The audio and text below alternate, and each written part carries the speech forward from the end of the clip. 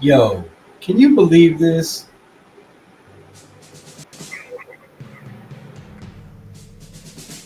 The autumn wind is a pirate, blustering in from sea.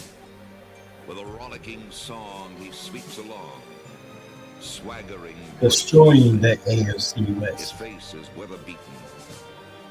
He wears a hooded sash, with a silver hat about his head, and a bristling black mustache.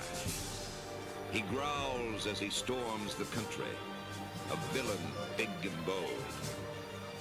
And the trees all shake and quiver and quake as he robs them of their gold.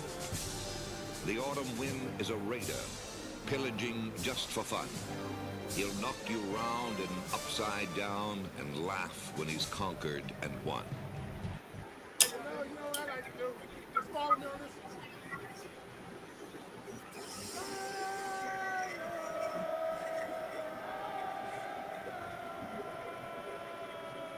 Hey, that fire still burns bright here in Las Vegas. Legacy and one future. Boys, Talk about commitment to excellence. Just win, baby. Once a Raider, always a Just Raider. You walk in this win. building, you can feel it. It starts with our DNA, ill intent, physicality. 7 memorable decades, 30 Pro Football Hall of Famers, 25 postseason victories, 5 AFL and AFC championships, and 3 Super Bowl titles. Though names, faces, and locations have changed, one constant remains: the unyielding will to win. Ooh.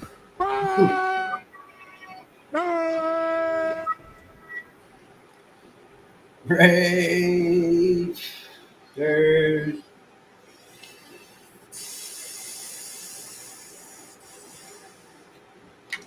Yo, what it do? What it do? Welcome to another episode of Raiders Unleashed. Man, we got some articles coming out. Little rankings for the Raiders. Shit, I just fucked that up. Man, what's good? What's good? So we got a late article coming out. I believe today, yesterday, I don't know. By Kyle Soppe, Soup. What's this dude's name? I don't know. But he has our Las Vegas Raiders offense ranked 29th in the NFL.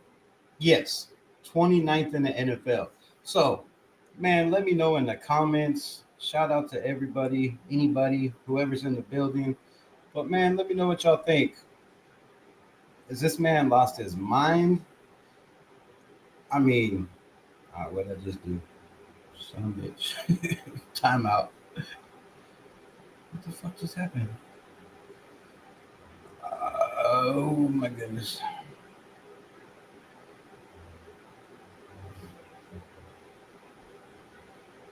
I don't know what just happened to my screen. Where did my chat go? Damn it. But yeah, anyway, so 29th. And the reason he gives is the Raiders brought in Geno Smith. They brought in Ashton Genty. But it's not enough for him to consider us anywhere higher than what we were ranked last year. We weren't even ranked 29th last year. He also has the 2 teams ranked below us, are the 3 teams, the Chicago Bears, the New York Giants, and the Cleveland Browns. All 3 teams that we play this year, and a couple teams, the Tennessee Titans, ranked 1 above us. I don't understand this ranking at all. You have a team that had no stability whatsoever in the coaching staff. I don't know, over the last, 10, 15, 20, 30 years? I mean, a different coach every year, every 2 years. On average, it's a year and a half. You bring in a guy like Pete Carroll that has, 74 years worth of experience and knowledge, not all football, but a lot of it. He's never had a team that I know of with the offense ranked below 25.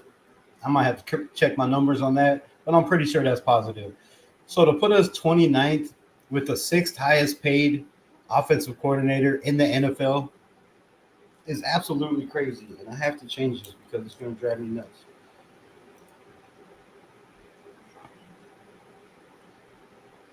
Overlay. There we go. All right. Much better. Much better. Shout out Jason Ruiz. What's good? What's good? Unleashed Raider. Appreciate you. But yeah, man, let's get into this article. Let me pull it up here.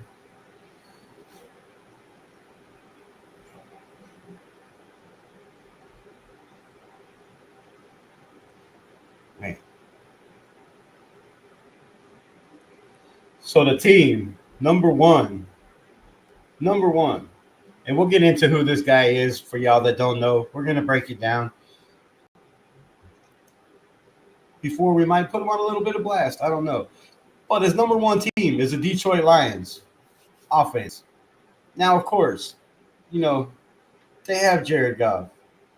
They have Jahmyr Gibbs, right? They have St. Brown. They have a ridiculous offense, but they just lost their offensive coordinator that pretty much turned that team around. Now, are they going to have a guy that's just going to come in and plug and play right off the rip and keep that offense the same? You don't think he's going to integrate his own offensive style? I don't see him keeping the same playbook. If they do, you know, that's absolutely wild. You don't bring in a new offensive coordinator and run the same system from the last guy that was there, who is now the Bears head coach, who was talked about being the Raiders head coach. Next up, the Baltimore Ravens. I could see that. Third, the Tampa Bay Buccaneers. Now, Baker Mayfield, I love as a quarterback. I wish the Raiders would have got him when he was a free agent. That's all under the bridge.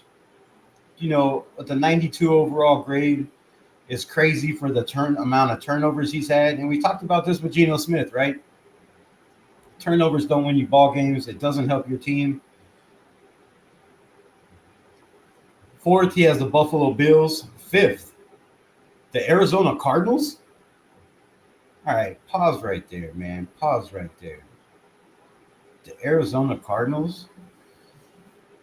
No, the Arizona Cardinals. Trixie Blue was good. Appreciate you dropping in. Have not had an offense in the top 20, I do believe, in the last 5 or 6 years. But you got them fifth overall. Now, I know they went and got, Marvin Harrison Jr. They have decent receivers over there. They have a solid running back who I really, really like. But they have quarterback issues, right? You never know what you're going to get with the quarterback over there. So to have the Arizona Cardinals, the fifth best offense ranked projected in the NFL, is absolutely wild. Behind them, you have the Washington Commanders. Are they going to be that high? I don't know. They had a pretty good, solid offense last year. You know, they ran the tables, made it to the NFC Championship game. A scary, sneaky team if their defense improves. They lost a guy like Jeremy Chin. You know, do they have a replacement for that?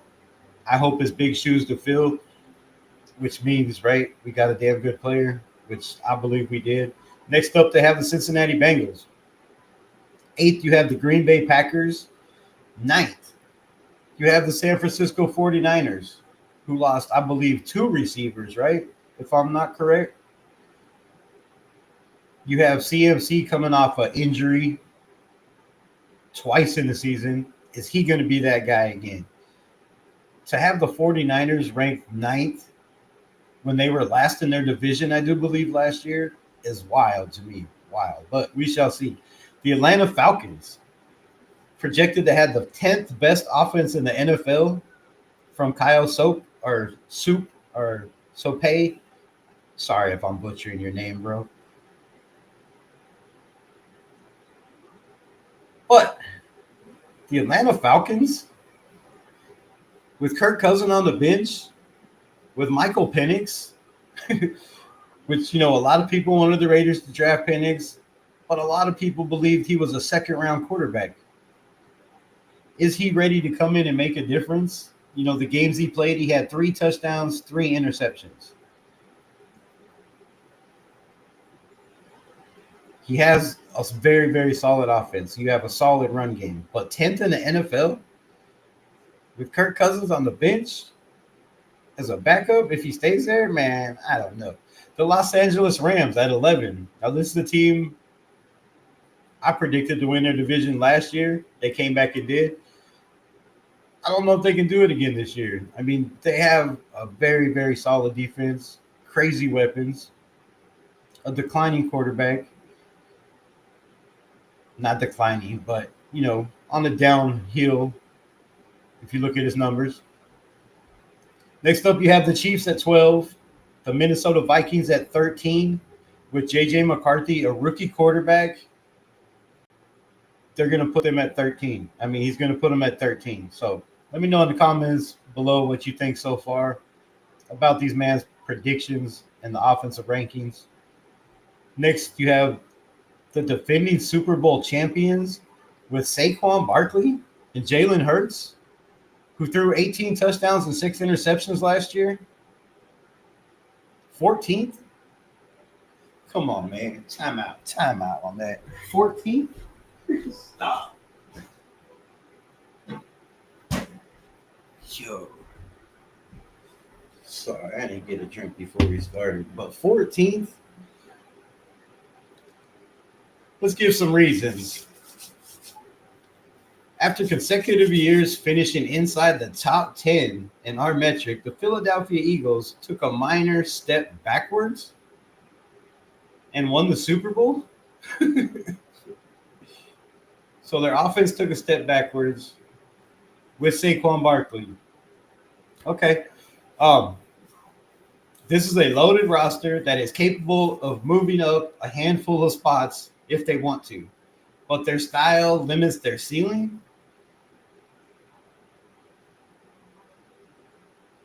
Okay, man. How does having the best running back in the NFL limit your style and limit your ceiling? You have Jalen Hurts, who can throw the deep ball, who has proven he can throw with accuracy, 18 touchdowns and 6 interceptions. I mean, 5 interceptions, I do believe. My bad. Damn good numbers when you don't throw the ball a lot. His attempts were way down. You have two dominant receivers on both sides. But that's his opinion. Their style limits their ceiling. All right. The explosive days might not be there as often as fantasy football managers would like. Oh, here we go. This is all about fantasy football. But with an elite floor, it's hard to imagine this team falling any lower than this in 2025. I don't even see him starting. Come on, man. 14th, but we'll move on. The Miami Dolphins, 15th. They have a lot of questions with Tua's health. They have a lot of questions in their receiver, Tyreek Hill. On and off the field issues, problems, talk of him not wanting to be there. The Denver Broncos with Bo Nix, 16th. The Chargers right behind them with Justin Herbert at 17th. The Jacksonville Jaguars, a team we play.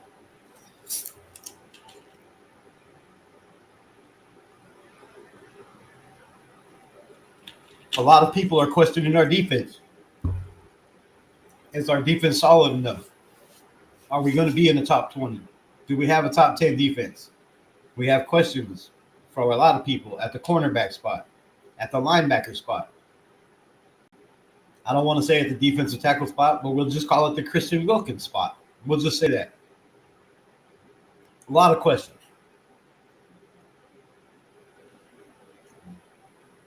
If the Jaguars are the 18th best offense in the NFL, that could bode to be a problem for us. If our offense is 29th ranked in the NFL. we'll get to how we can get there. But the New York Jets, with Justin Fields, a guy that I said for the last 2 years, we should have went out and took a chance on. The money was low. The ceiling is high. With the right tutelage, with the right, coaching, a quarterback coach that we have in the building that's been a Raider before, right?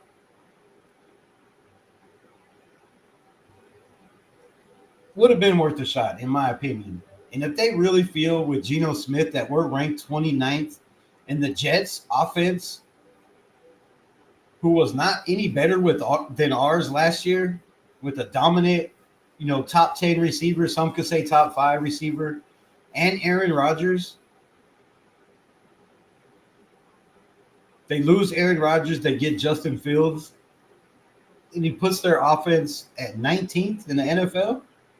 Okay. Rodgers wasn't what the New York Jets hoped for. New York reached double-digit defeats for the 5th consecutive season and was outscored by 66 points. Whew.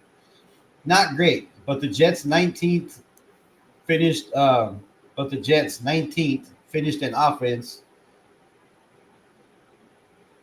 Was their first year better than 27 since 2019.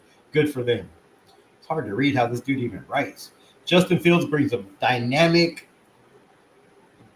to this unit, and a strong defense allows this offense to learn on the fly a bit. But that doesn't apply to us with a Pete Carroll. They do have a head coach that's also, I do believe, a first-time head coach that was a defensive coordinator that doesn't have the experience Pete Carroll has, or even the experience that a Chip Kelly has. But we'll continue. This team doesn't need a top 10 offense to flirt with the postseason. Okay, but moving up a handful of spots will be required if they want to snap this decade-long drought of disappointment. The Seahawks, a team we traded, Geno Smith, right, for a third-round pick, they have ranked 20th. So losing Geno Smith, their offense gets better. And losing DK Metcalf, and losing Tyler Lockett. I'm not going to read all that. Indianapolis Colts, and shout out to anybody pulling up in the chat. I can't see it right now. I have my screen on this. The Indianapolis Colts, a team we play, 21st. The New Orleans Saints, 22nd. Timeout. So if our problem are being the Las Vegas Raiders, hit that like button. Anybody's in here, shout out.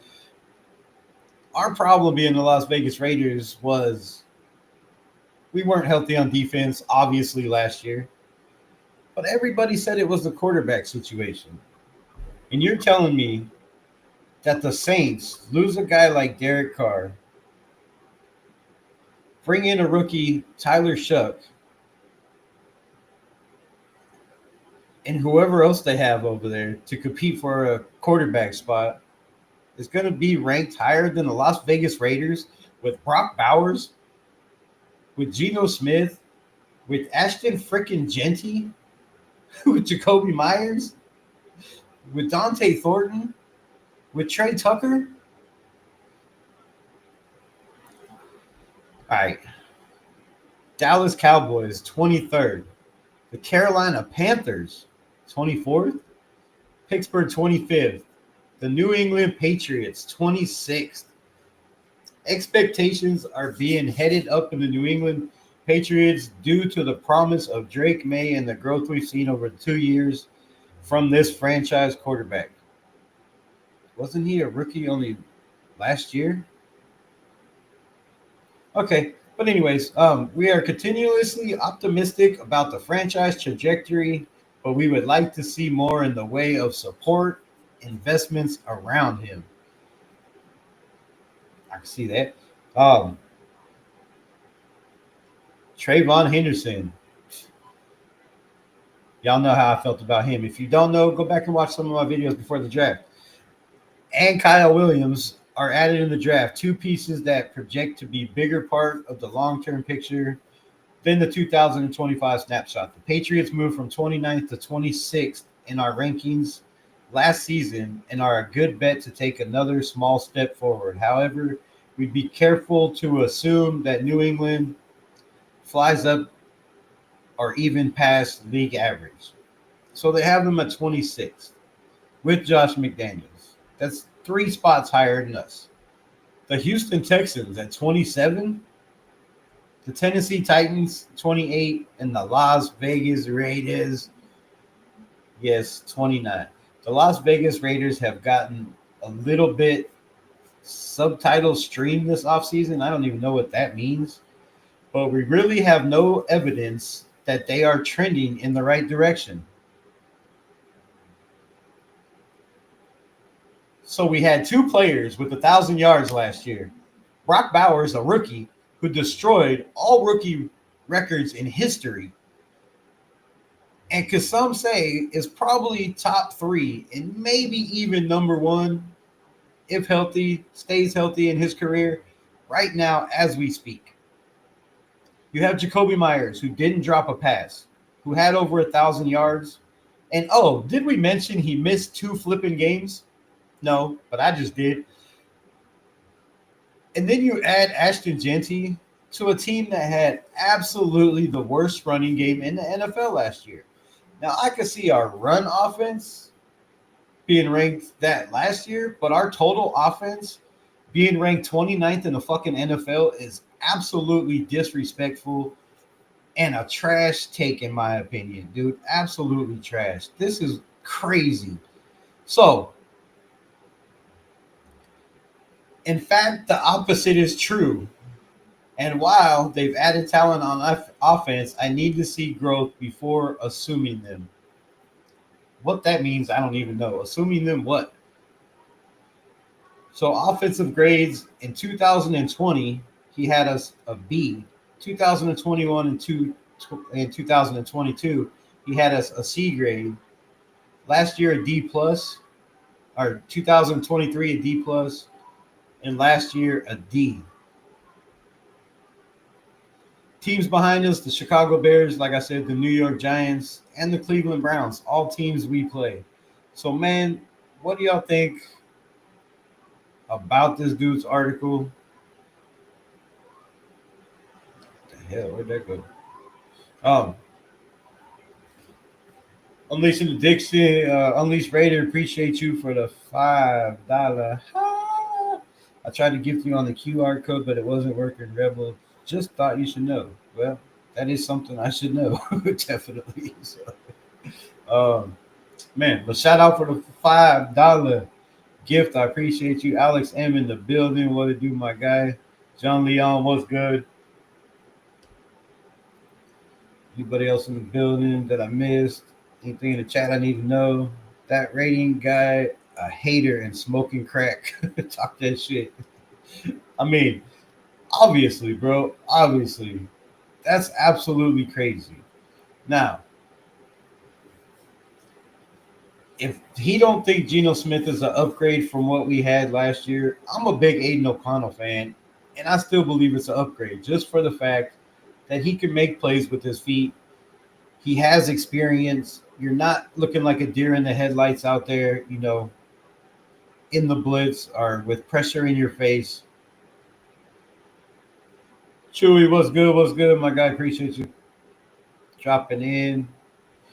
Yeah, JJ McCarthy is not proven at all, right? And they have him 10 spots higher than us. Now, I know they have Justin Jefferson. They have 3 damn good receivers over there behind him. So, yes, they have an offense. Was it Sam Darnold? I mean, we'll find out very, very soon, right? Less than, 70 days away? Woo, I do believe 10 Sundays. 10 Sundays away from football. But if that don't get you pumped, I don't know what will.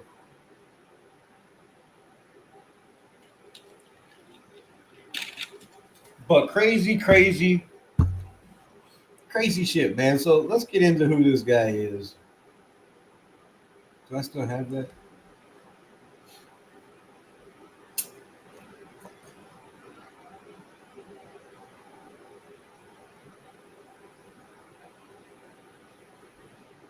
Hold up. All right, so Kyle Soppe Soup, whatever your name is, I don't know. Sorry, I apologize. Spent 7 years with ESPN as their research for their fantasy department.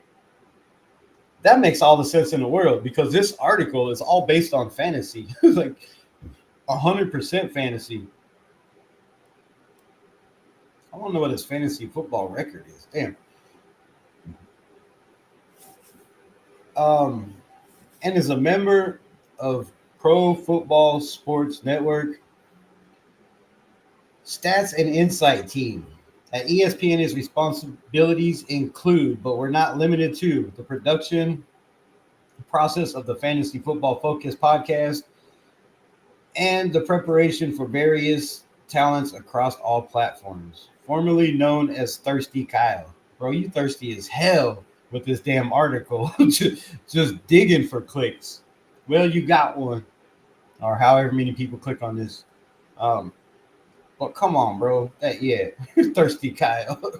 Well, I don't have to say his name anymore because you have a new nickname, bro. Most of his work is generated towards enhancing the fantasy and betting content, while he also plays in the development of priority metrics and grading systems. His cheat sheet is a staple in the fantasy preview space, while various betting notes help power the area growth of Pro Football Sports Nation Network, whatever it is. So, primary sports of focus are football, basketball, March Madness, baseball. So, that's who he is. That's what he does. He has 4,770 articles published. I need to get into writing, bro. I'm in the wrong business. You start writing some articles. So yeah, man. Just have a losing culture. You know, one coach. Damn it, what the fuck? One coach can change that, right? A coach can come in like Pete Carroll.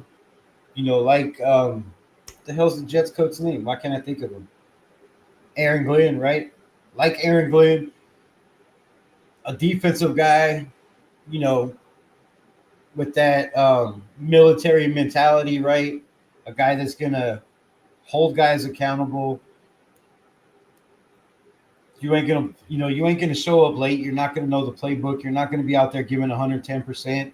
And when you have coaches like that, you can change the culture. And the Jets, you know, like us, need a culture change. I believe we had a little bit of a culture shock last year, and it kind of jump-started us in the right direction. And then it kind of fell apart a little bit. But I believe it's back and stronger than ever this year. And I think that, you know, the Jets could get up there. I think Justin Fields is an underrated quarterback, right? He did damn good for the Steelers. The Steelers' offense, in my opinion, obviously not Mike Tomlin's, but in my opinion, the Steelers' offense looked a lot better with Justin Fields. It gave him that dual threat. You know, Russell Wilson wasn't running to save his life. So Jack Yates, what it do? Gino for MVP, 12-5. Let's go. I love it. Yeah, I'll be happy with that. Gino MVP. You know, if he's a top 5-6 quarterback, like they say, that shouldn't be hard. It shouldn't be hard. I mean, unless she likes it hard. But it shouldn't be hard with the weapons we have, right? And we'll get to this in a minute.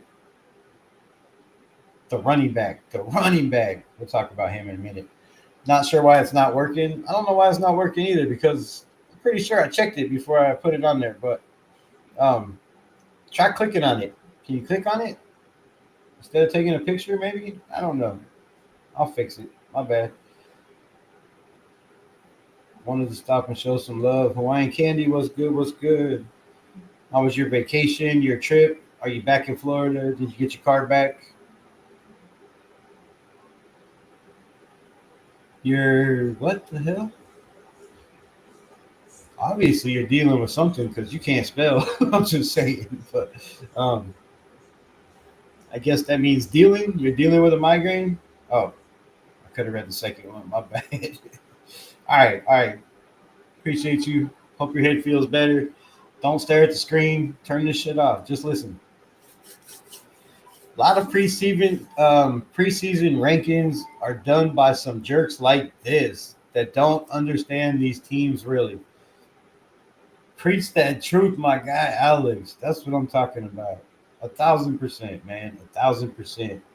12-5. Let's go. Let's go. I'm down for that.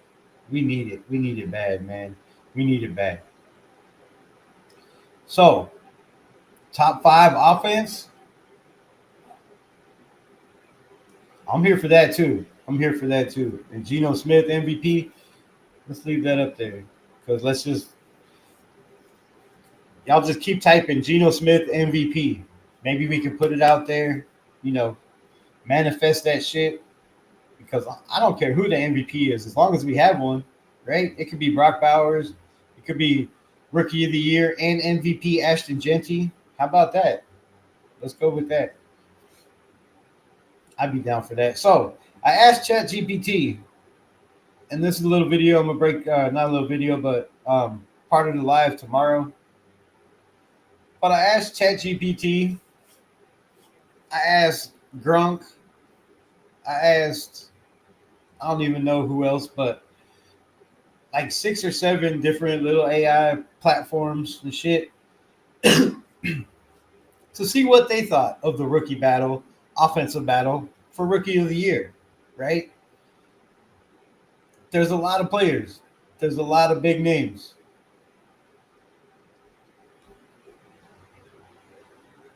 I don't know where the hell they all just went. My life, bro. All right, so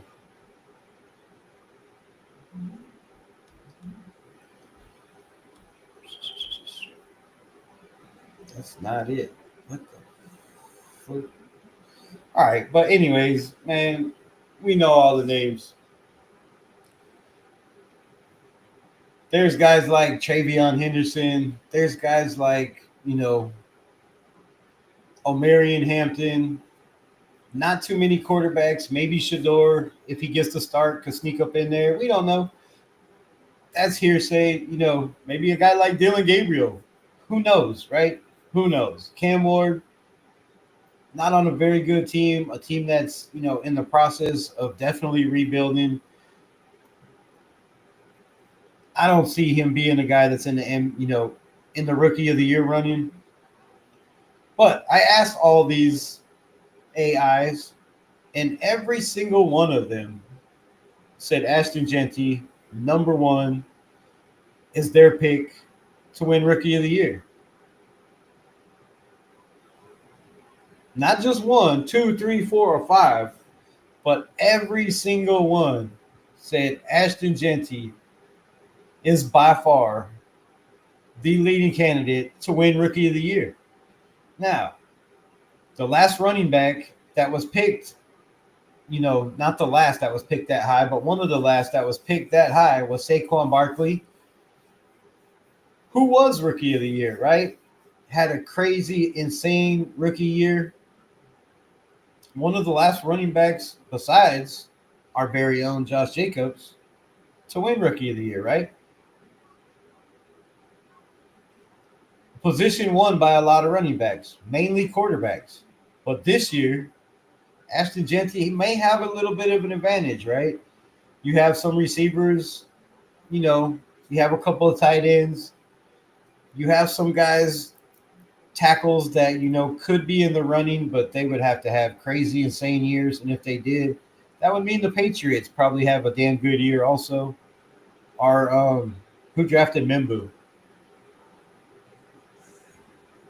Shit, the Jets? I don't know. Whoever drafted Mimbu, those are guys that could definitely be up there. But I found it very interesting, that AI said, all of them said Ashton Genty is by far the number 1 guy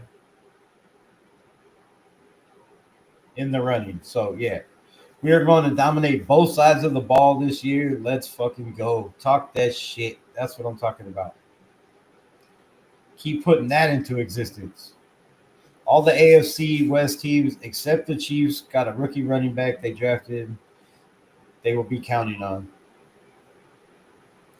Omarion Hampton, not so much though, right? He's going to take a little bit of the load, pause if necessary. He might take all the load. I don't know. I don't know how he likes it.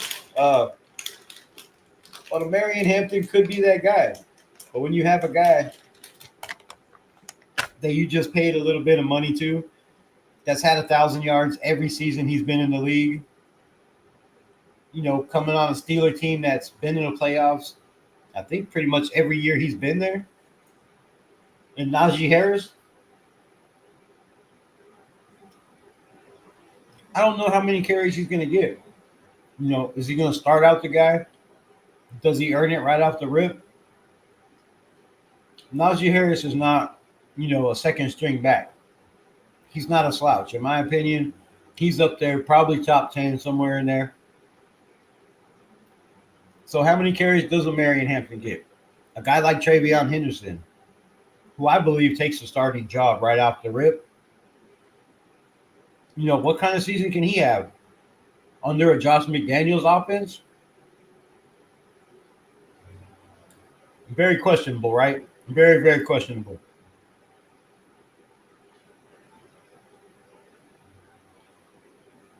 Sorry, I'm chewing. And then you got Quinshon Judkins. Was one of my top backs. Going to Cleveland, right? Going to Cleveland could easily take the starting job there right off the rip.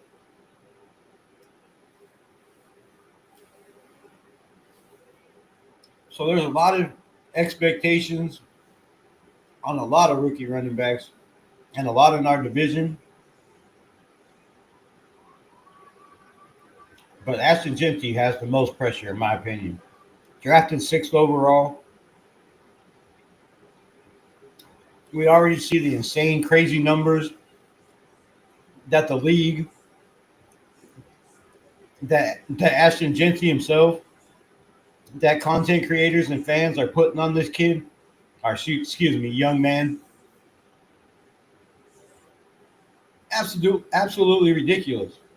But he is the best running back to come out of college, not since Saquon Barkley, but the best running back number-wise to come out of college ever. So the expectations got to be high. Now, we hear all the talk about running back by committee. Running back by committee does not mean Ashton Genty's not going to get 25 carries a game. It does not. There could be games where we run the ball 30 times a game plus. With Chip Kelly and a guy like Pete Carroll who loves to run the football, loves to play smash mouth offense, pound it down people's throats.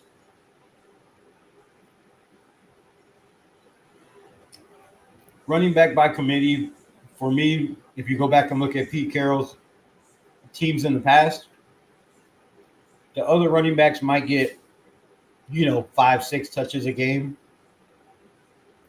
If they get, if they're on a hot streak and they're ripping off 5, 6, 7 yards per carry, they might get a little bit more. But if they're not going to get all those carries. Pete Carroll has said it himself. Whoever gets the most carries is who earns it. And I hope it's like that with the quarterback, with the receiver room, with the offensive line, because if it's like that, that means it's competition. And guys are going to have to earn their carries. And that's what you want in the NFL. If Ashton Genty is earning 25, 30 carries a game, which I'm not saying he will, that's a high number. But I expect it to be in the 20s. I really do. If this kid, our young man, the Silver Surfer, gets 20 carries a game, I see us winning a lot of games. That means we control the clock. We're controlling time of possession. We're slowing down the game.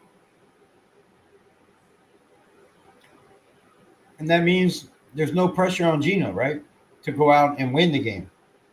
No reason to go out and make stupid throws. No reason to go out and force shit. And to me, that's a recipe for success, baby. Gentry got the underdog powers to do it. I think he does, man. Mighty Mouse to save the day. I love that.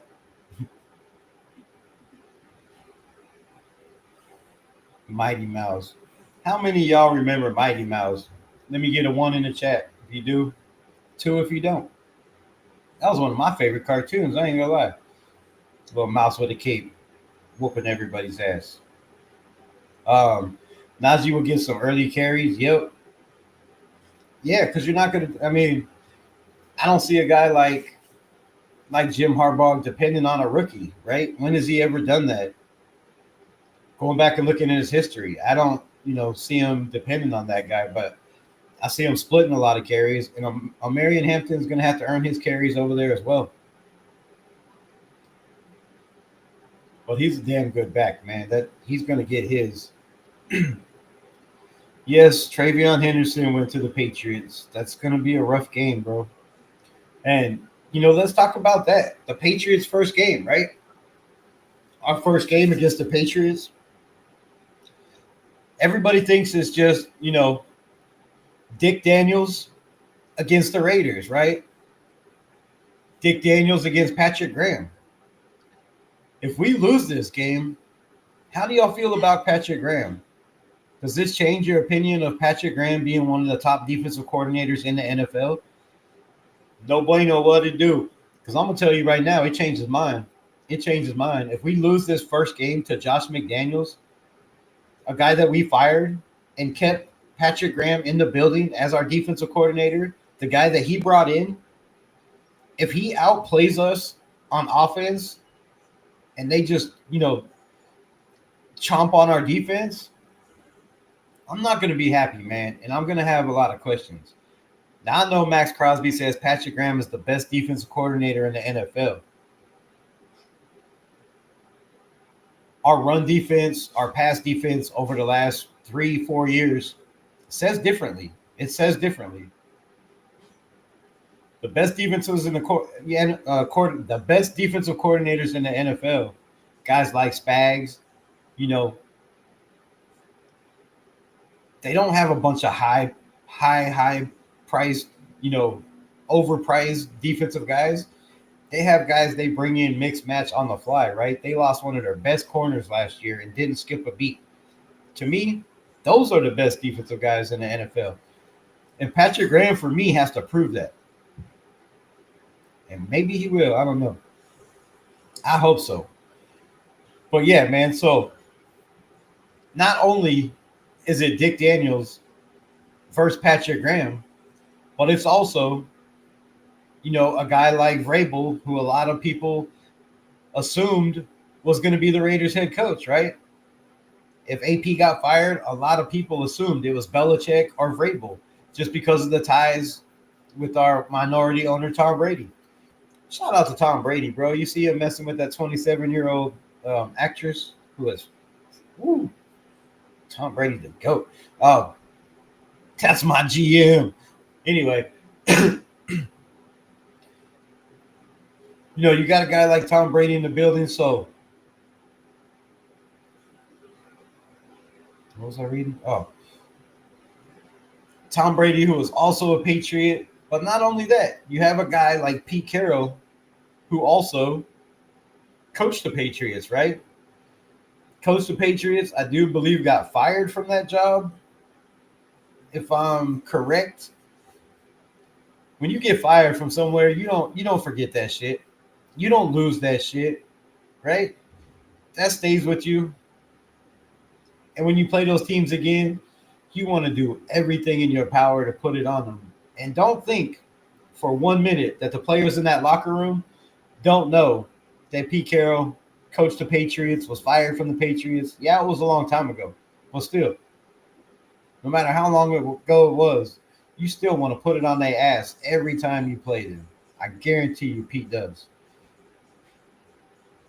And Pete, we trust. Shout out. Yes, sir. Yes, sir. We got a one. We got another one. Nice. That hat is dope, bro. Appreciate you. Yeah, once a Raider, always a Raider.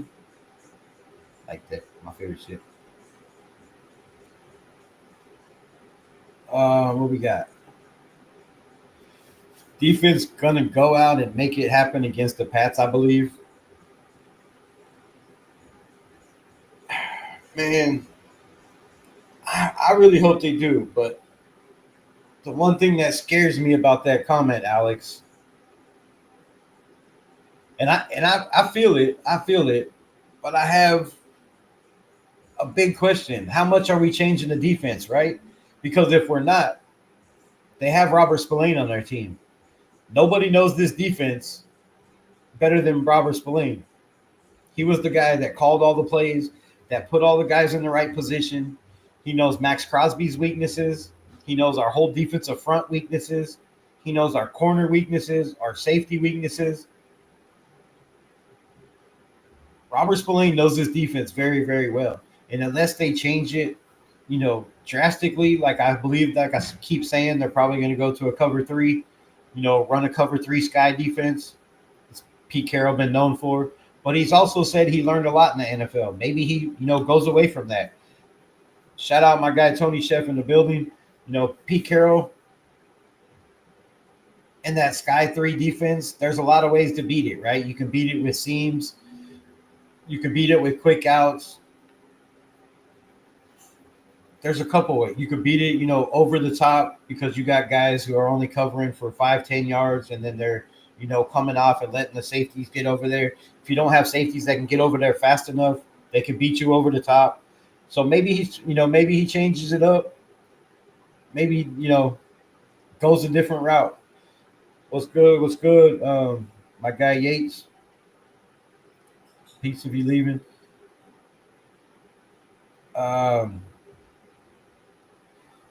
So yeah, that's the only concern I have is Robert Spillane knows our defense very, very well. And then you have a guy like Chase on, and I do believe they got Marcus Epps also. So you have Marcus Epps, you have Chase on, and you have Robert Spillane. 3 key pieces to our defense last year. Or I guess not Epps because he was hurt the year before. But that's 3 guys that know Patrick Graham. When you know Patrick Graham's tendencies and what he tries to do on defense, what's up, Jack Kenna? To me, that scares me, right? That puts us in a bad situation when you have a guy like Robert Spillane that not only knows Patrick Graham, but was really, really tight with Patrick Graham, right? And Patrick Graham said it himself, having a guy like Robert Spillane knew what Patrick Graham was thinking. He didn't have to call plays. Like, he could call a play and Robert Spillane be like, okay, you want me to do this, this, and this? Because Patrick Graham, they're on the same page. They're on the same wavelength. So that scares me about this first game a lot. Then you have a guy like, Vrabel, a very disciplined, coach. Can he turn this team around with the weapons he has, with the young quarterback he has, a defense that was pretty solid last year? And it's probably getting better. So, man, I hope our defense is up to the challenge.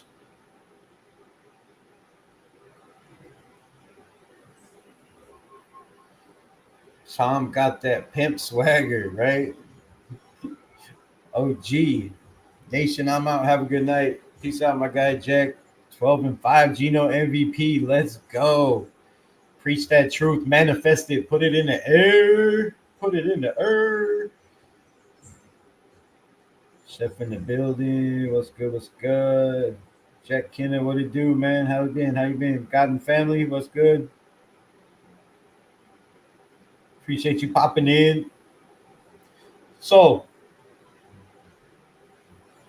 yeah, man, that's a big question I have is at least for this game, Patrick Graham is gonna have to go into a whole different mindset, right? You're gonna have to get in the lab, get your shit out, mix some formulas, because what you do normally isn't gonna work when you have a guy like Robert Spillane over there telling your offensive coordinator, okay, this is, and not even that, but you have Josh McDaniels who went against a guy like Patrick Graham in practice, right, for a year and a half. So just Raiders, baby. What's good? What's good? So you have that aspect too. So that, that puts a little bit of worry. That puts a little bit of worry in the first game. for me, they know a lot about our team. We don't know shit about theirs. We know, I mean, Patrick Graham knows a lot about Dick Daniels' offensive scheme, also what he's trying to run. But I heard through the grapevine that Dick Daniels is spicing it up a little bit. He's making it a little easier for for the players to pick up because you don't get as many practice days nowadays. So can he dummy down the offense? Make it a couple one call snaps, make it easier for Drake May, because if you make the offense, you don't even have to make it easier for Drake May. He's a smart ass quarterback. But if you dumb it down and make it smart for a kid like that, Drake May, that can beat you, with his legs and his arm and his mind, that's scary. So I just hope and pray that, like I said, our defense, mixes the schemes up a little bit and they're not ready for Chip Kelly in this offense, because the element of surprise, baby, the element of surprise. Like Mike Tyson said, everybody's got a plan till you get popped in the mouth, right? And that's what we got to do. We got to do that to a lot of these teams right off the rip, because coming off the rip, like I just talked about, you don't get as many practice days, right? We don't get three practices a day like we used to back in the day, which was crazy, overworked. Guys are practicing in the morning. They come back for meetings, they practice at night. You're not allowed to do that shit no more. You'd be lucky to get one practice a day, 5 days a week. So with less time being able to teach these guys, to develop these guys, it's going to take longer for these guys to develop the system. And the teams that have, that drafted the best character and the smarter guys are the teams that are going to come out hot right off the rip, picking up a new offense like a Chip Kelly scheme. That's not an easy scheme, right? Learning Pete Carroll's tendencies, what he wants to do on offense and defense for all these coaches and the staff. It's not going to be an easy task, but it's not going to be an easy task for the Patriots, the Jaguars, the Chicago Bears, the Giants, all these teams we play that have new coaches, new quarterbacks, and new systems.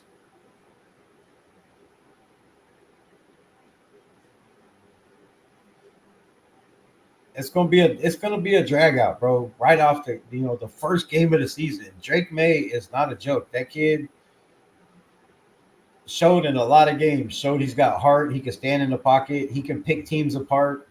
If this defense struggles and doesn't get it together, with what Chip Kelly, with what Pete Carroll is trying to do with his defense integrated into Patrick Graham's defense, if they're not on the same page and have these players on the same page, and guys like Elandon Roberts and, Jeremiah Pratt, Jeremy Chin can get all these guys, on the same page, but first they have to be on the same page themselves. And we heard Elandon Roberts saying he's already on that same, wavelength with Patrick Graham. He already knows kind of what he's thinking. They've been spending a lot of time with film, asking questions. So I believe that gives us an advantage. But, man, this first game is going to be a shootout. And if you go back and watch Rich Eisen, he had 5 sleepers. His 5 sleepers were the New Orleans Saints, the Carolina Panthers. I'm missing one somewhere. The Denver Broncos. I don't know who the other one was, but the other one was the Las Vegas Raiders, right? That was his second sleeper team.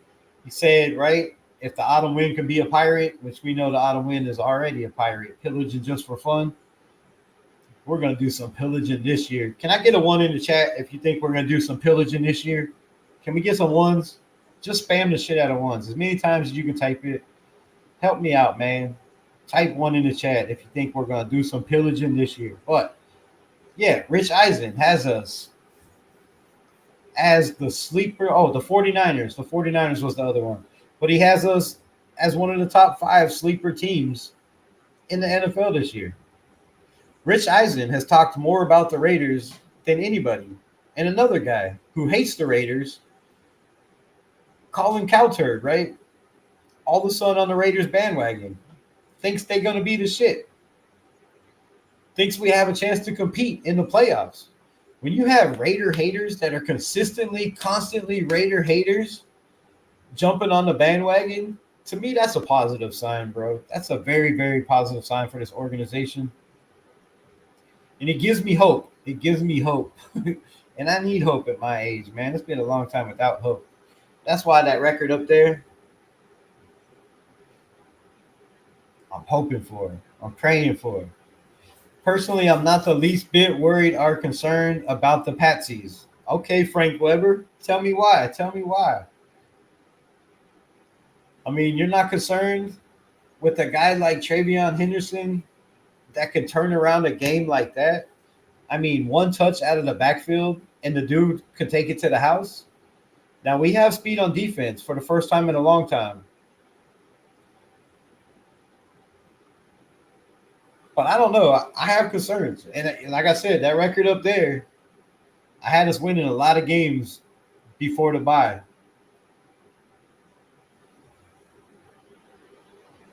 But the more I see about the Patriots and the more I see with Drake May and how Travion Henderson is coming along, their receivers are coming along. You know, they got 2 running backs. They have another running back over there that had a fumble problem last year.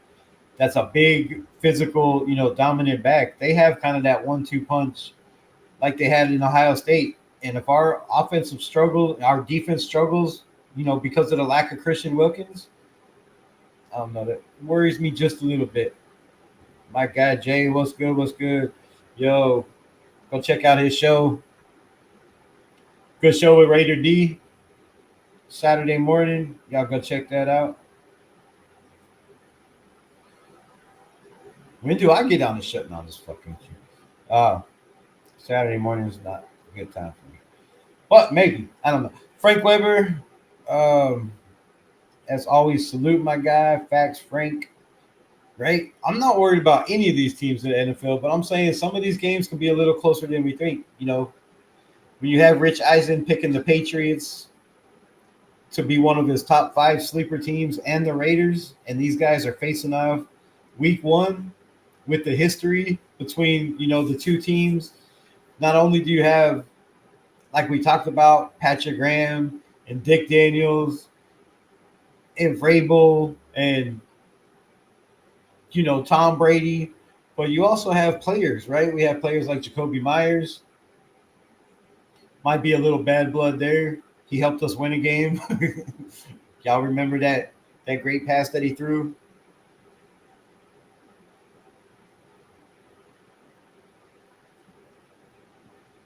Week 1 sets the tone for the season. 1,000%. 1,000%. If we can go out and put the clamps on, right? Put the clamps on the Patriots, squeeze the life out of them till their eyeballs pop out of their head, and have a dominant performance on both sides of the ball. I think it wakes up a lot of teams in the NFL. I think it, puts a lot of fear into a lot of teams in the NFL. You come out week 1 firing on all cylinders on both sides of the ball. If we can do that, I think that definitely sets the tone. It sets the tone for, a Chargers game at home to open the season up in Allegiant Stadium, coming off a long trip to the Bahamas against the Kansas City Chiefs. The Raiders have a shot, man. They have a shot.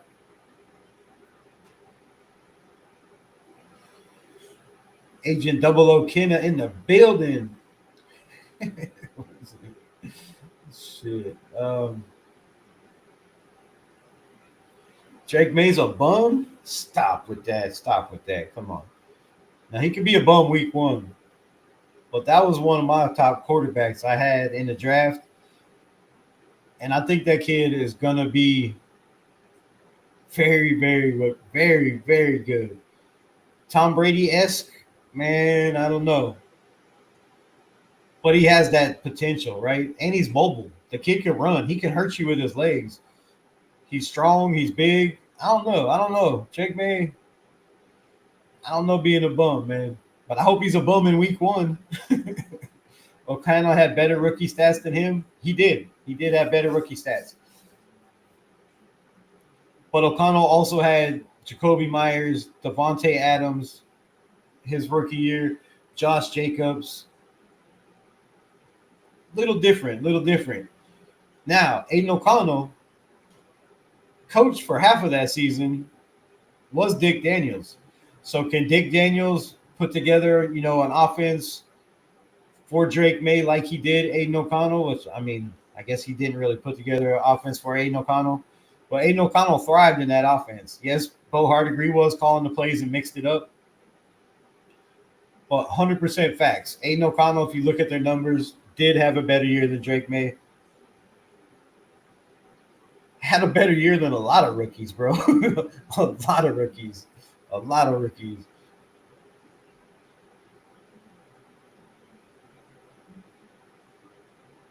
But unfortunately, Aiden O'Connell is not facing Drake May in week 1. We have Geno Smith.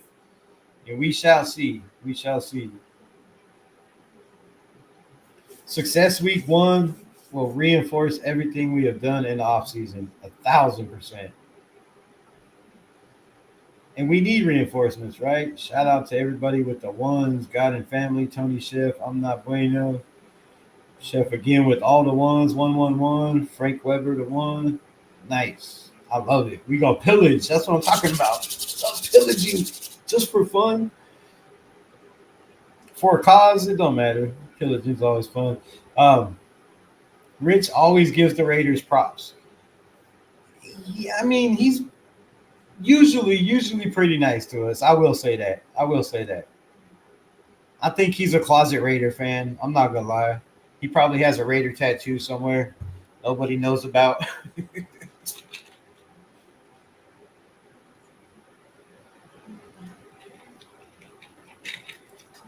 But I will say this about Rich Eisen. We all know he's a huge Tom Brady fan. And a huge Pete Carroll fan. He loves him some Pete Carroll, bro. I'm telling you. He has nothing, never, ever had a bad thing to say about Pete Carroll, ever. So, that helps us. That gets us a little limelight. Gets us, talked about when we're not talked about by some high-profile, sports commentators. That's good for us. Sorry, fellas, the Broncos are going to win the AFC West. Just my opinion. I see the Raiders beating out the Bolts. I feel you, Jack Kenna. I'm right there with you. I'm right there with you. I see the Broncos definitely. I don't know if they win the division, but I see them competing for the division. I think we could be right there. I think the Chargers could be right there. And obviously Kansas City can be right there. It could be one of those. It could be one of those situations where all 4 teams are battling, for the number 1 position for the last 3 weeks or the last 4 weeks of the season. It could very well come to that in this division. It's that tough. But we need a lot of things to go right, and so do the Broncos. Quarterbacks have that sophomore slump. It's not just a saying, right? It's not just some shit people made up. The sophomore slump is real. It's real. There's been many quarterbacks that have came out and, looked like they were the shit their first year and then looked like shit the second year. So it went from looking like the shit to being shit very, very quick. Like, now, is Bo Nix going to do that under Sean Payton? I don't believe so. I think the Broncos are scary. I think they're the scariest team right now in our division. And I feel you, Jack Kenna. I agree 100%. I'm not going to say they're going to win it, but like I said, I have us beating the Chiefs twice, which is crazy, and splitting with the Broncos and the Bolts. But it's up for grabs, man. It's up for grabs. But on paper, they do look like the best team. But don't forget, we looked pretty damn good on paper last year also, minus the quarterback situation and the offensive line that we didn't know who was going to start. We looked pretty damn good on paper. And then the injury bug struck. So don't think that injury bug can't come up in the Denver Broncos, the Kansas City Chiefs, and the Chargers all in the same season. Let's put that out there.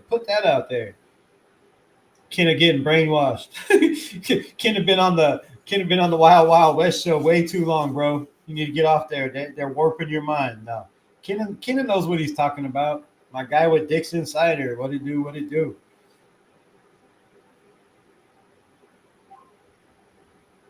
Rich Rich is a Raider through and through, right? He wants to be bad. He wants to be. Kenny, you've been hanging around the Broncos too much.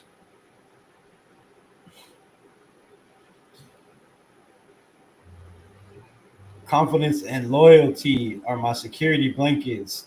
Yes, preach that truth, my guy Frank Weber in the building. Shout out to Frank.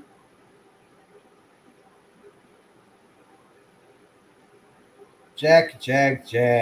Thinks Knicks is all that. He comes back to earth this season. Major sophomore slump. Yes, put that in the air. Put that shit in the air. I love it. Sophomore slumps are real. IMB, I've learned a lot about the Donkeys. Sucks that defense is real. I hate it, bro. Yes, you're right, Kendall. The defense is real. But so is the injury bug, right? So is the NFL. You know, that's a team that really believes they have a shot to compete this year. You know, they made it to the playoffs. They snuck in, and then they got dog walked in the first game of the playoffs, just like the Chargers. That can do some shit to a team, right? And then, you know, you lose some guys, you bring in some guys. Sometimes just losing one guy in a key spot, whether it's offensive line, whether it's running back, whether it's receiver or a defensive spot, just one guy could make the difference on a team. And on both of these teams, you know, let some guys go, brought some new guys in. It's not 100% that the new guys are going to gel with the guys or even take their, you know, same with our situation. It's not 100% that these guys are going to come in and be as good or even better as the guys that they're replacing. It happens to us all the time. We let guys go. We bring in guys in free agency like Christian Wilkins. We pay him ridiculous amounts of money, and then they get hurt and they can't get on the field. So I'm not trying to wish that on anybody, but damn, if there's one team I wish it on.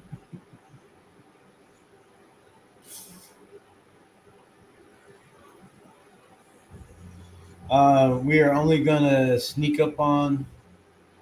LOL. I love double O. We know you love Jim Otto. Sertan had a good year. We won't hear his name next year. I hope we don't hear his name for a fucking pick six touchdown donkey shit. Rip it and flip it. What it do? What's the deal with the thumbnail?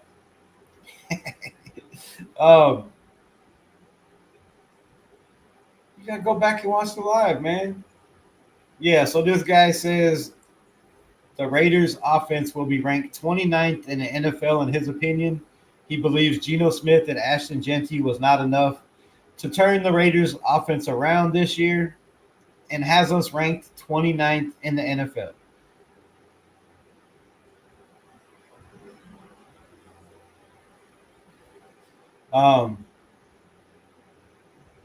What was Drake May's injury last year?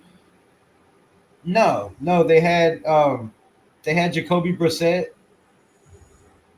who they thought was going to be, you know, the guy why they brought along Drake May.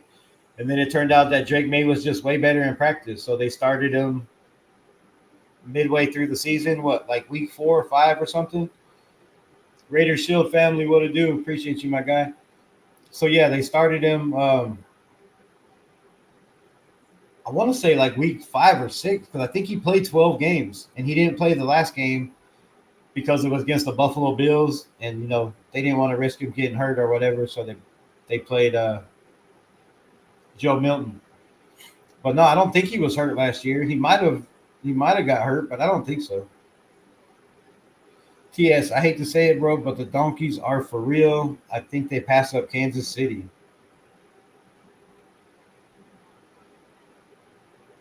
The Donkeys are for real, man. They got the best corner in the draft, in my opinion. You know, Jahdae Barron is no joke, and that kid's he's gonna show a lot of people. And then you got Sertan. They already have what the hell is their slot guy's name? I don't know. I'm drawing a blank.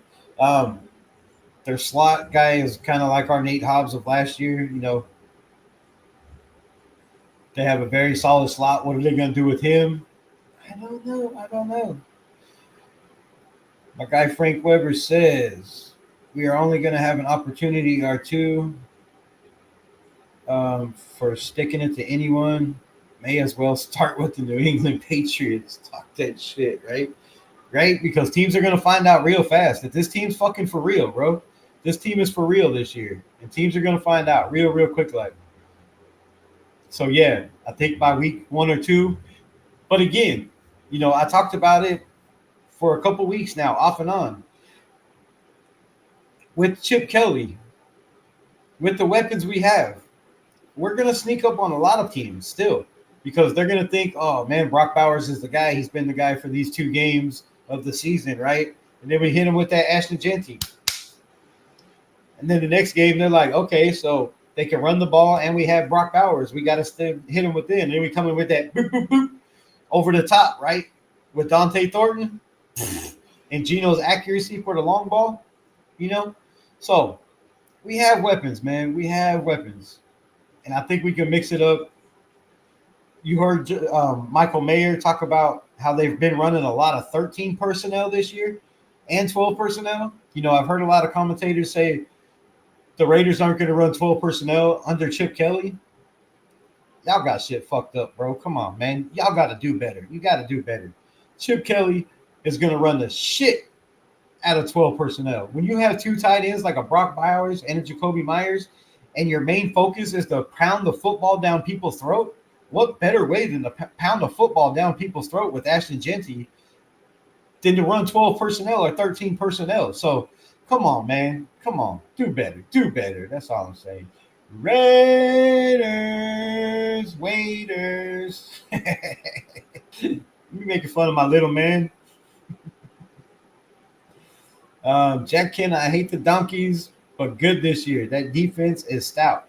We're going to talk about the Donkeys all day long.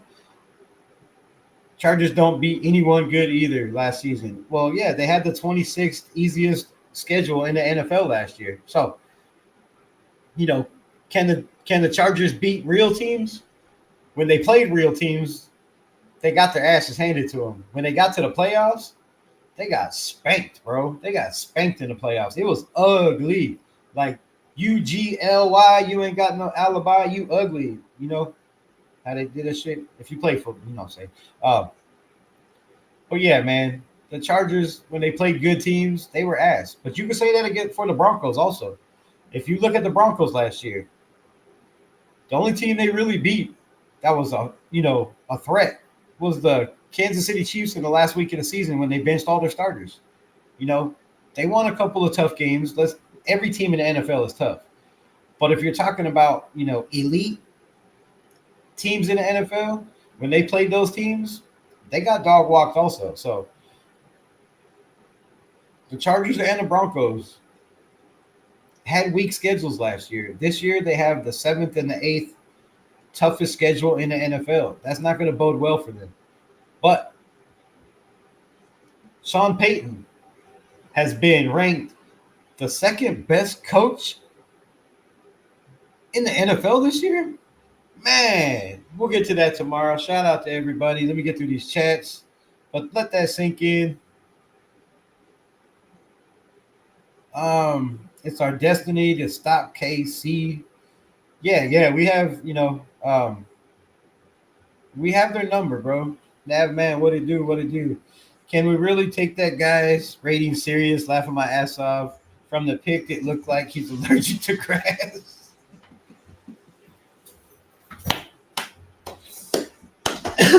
No, man, go back and watch the beginning of the show.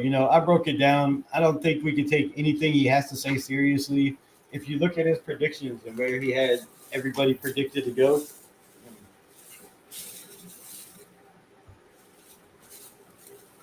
the teams he had ahead of the Raiders, no, you can't take it seriously. But come on, man, it's the offseason. There's not much to talk about. And I found it hilarious, so I thought I'd put it up. Give the guy a couple clicks because obviously that's what he's trying to get.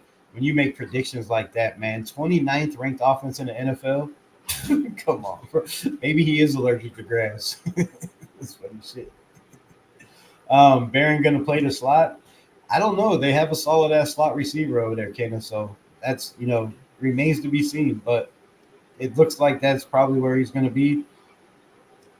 But if that's the case, man, what are they going to do with the slot receiver they got? Because I think he was like one of the top guys in the NFL last year. You know, PFF rating, tackle wise, percentage against. So, yeah, the Broncos are nasty, bro. Chip Kelly can adapt to players he has and plays to their strengths. 100%, man. 100%. Facts, Rebel, pick your poison when we're playing our offense. Right? There's too many weapons. There's too many weapons. And if Geno could just be half the man that everybody thinks he's going to be, and if you haven't seen it, go check it out. Geno, coaching a little 7-on-7, got a little wild, talking shit, calling people the N-word, talking about that's why they pay him the big bucks. Man, don't think I ain't got that shit recorded, Geno Smith. If you have the turnovers and you are the quarterback you were last year, I'm blasting that shit every fucking live for the rest of the season, bro. Because you can't come out there talking all that shit. This is why they come after me and pay me the big bucks when you ain't never won a fucking playoff game, dude. Stop with that. And I hear other people saying, oh, don't disrespect Geno. Enough talk about Geno. My guy talking shit on the, whatever. Geno this, Geno that. Yeah, it's funny that he's talking shit. But come on, man. It's a 7-on-7 football game. Well, I think flag football. Like, I hope he has that energy in the season. I really do. But that's wild, bro. That's absolutely wild. Yeah, $6 million, bro. You got to be the shit. So, man, I want to see Genty heads up in the second level with Spillane and prove a point why Spillane ain't all that. You'll see why he ain't a Raider. Whoo, that man. Okay. Talk that shit. I love it. That's going to be a collision, bro. That, I don't. Let me know in the chat who wins that. Shout out to my guy Lawrence in the building. Let me know in the chat. AJ for Ashton Genty or RS for Robert Spillane. Who wins that battle? We seen Robert Spillane make a name for himself by going up against Travis flipping Henry. I mean, not Travis Henry. Yeah. One of the best running backs in the NFL. One of the biggest running backs in the NFL. Head-on collision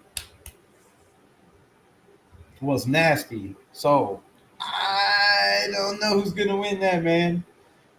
I don't know. That's a damn good question. I'm going to have to put that for a poll tomorrow. Only teams coming out of the AFC West, we are one of them. Facts. Only 2 teams? Nice. My guy Lawrence in the building. I kicked Piano Man for Rebel at 93 Nav Man. Appreciate you, my guy. All right, man. I love y'all. I'm gonna get off here. If I missed anybody, Spillane is that guy. Sorry, Nav Man. We'll see, man. Ashton all day. All right, so we got 1, 2. We got 1, 2, 3, 4 for Ashton Genty, and Jack Kenna is going with Robert Spillane. That's cool. He's going for 200 week 1. Yes. I love it. Let's end with that. So tomorrow we're going to break down who is going to be the rookie of the year, who has the best chances, who's going to be on the field, who's going to get the most opportunities to shine and show everybody that they could be that guy. And we are leaving with this. Does Ashton Genty run for 200 yards in week 1? Let me know, yes or no, after this video ends. I love y'all. Peace. Much love as always. Raiders. Just win, baby. Week 1 and every week.